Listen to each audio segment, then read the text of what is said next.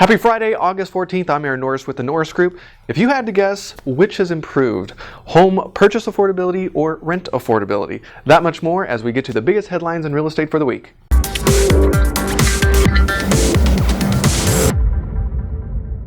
CoreLogic's latest foreclosure report shows a drop in foreclosures to levels that we haven't seen since the recession. NAR reports home prices rose in 93% of major metropolitan areas. Auction.com has revised its expected home sales figures downward slightly based on internet traffic on their site.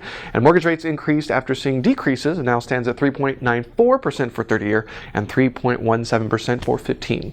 The Federal Reserve says overall household indebtedness from mortgages are actually down in 2015. However, HELOC, student loans, and auto loans are ticking up, and credit card debt is remaining steady. The data comes from a Pew Charitable Trust report called The Complex Story of American Debt, in which it explores financial security in America, income, expenditures, and wealth.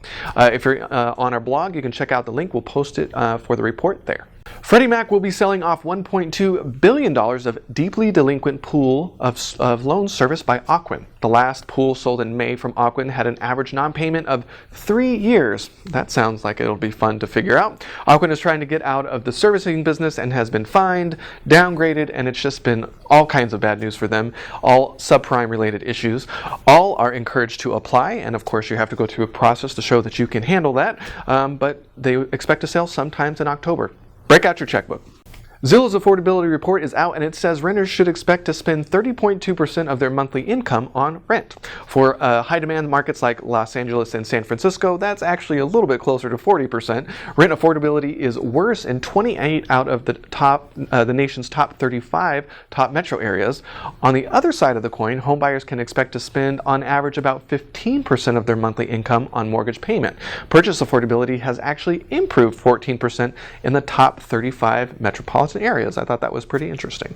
The CFPB is keeping a close eye on mortgage lenders that enter into agreements that offer kickbacks. Smaller brokers just can't compete with deep-pocketed brokers that pay for things like rent, food, and other services to realtors as marketing or MSAs. Many don't see how the CFPB is actually going to monitor this, but in June, PHH Corp was fined $109 million for illegally referring customers, so apparently they figured that out. That's it for the headlines this week. Don't forget to like, share, and subscribe. And of course, you can find out many more headlines on our blog at thenorrisgroup.com/blog. Up on the radio show this week, we've got our second interview with 1031 exchange specialist David Greenberger out of San Diego. It's been a most requested topic we've had in a long time, so hopefully people are enjoying that. August 18th next week, we'll be doing Secrets to Becoming Wealthy with Bruce Norris and Tony Watson out in Glendale in conjunction with Invest Club for Women. And no, you don't have to be a woman to attend. We will be at Invest Club for Women, all welcome. The following day in Irvine, doing how to make $100,000 per payday in 2015 out in Irvine. So hopefully to see you there. Next week, we officially launch I Survived Real Estate. We're actually already 90% committed. We've never had this kind of awesome response. You'll find out more information next week when we send out the email. But we're very excited. For more information and to purchase any of the tickets that are left, go to isurviverealestate.com.